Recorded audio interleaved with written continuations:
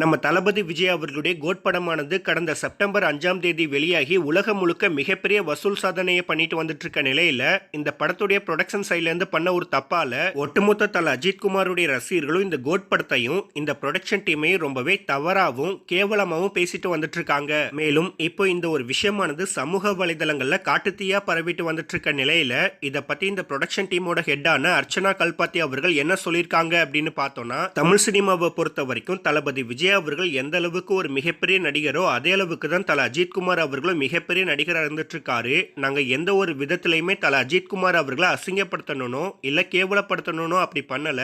எங்க டீம் சைட்ல இருந்து பண்ண ஒரு சின்ன தப்பால இன்னைக்கு இந்த ஒரு விஷயமானது இவ்வளவு பெரிய பிரச்சனையா மாறிடுச்சு. அதை நினைச்சு நான் ரொம்பவே வருத்தப்படுறேன். அதே மாதிரி தல அஜித் குமாருடைய ரசிகர்களுக்கு இந்த ஒரு விஷயம் அதிகமான வலியை கொடுத்ததுனால அவங்க கிட்ட நாங்க மன்னிப்பு கூட கேட்டுக்கிறோம். எங்களுக்கு தளபதி விஜய் அவர்களை எந்த அளவுக்கு பிடிக்குமோ அதே அளவுக்கு தான் தல அஜித் குமார் அவர்களையும் பிடிக்கும். அவர் கூடயும் படம் பண்ண நாங்க ரொம்பவே ஆர்வமா காத்துட்டு இருக்கோம் அப்படின்ற மாதிரி ரொம்பவே வெளிப்படையா சொல்லி முடிச்சிருக்காங்க.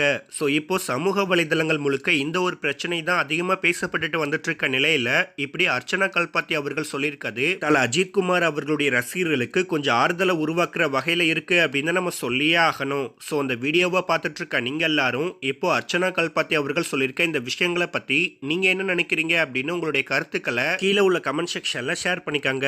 மேலும் இது போன்ற பல முக்கியமான செய்திகளை தெரிஞ்சுக்க நம்ம சேனலை மறக்காம சப்ஸ்கிரைப் பண்ணுங்க.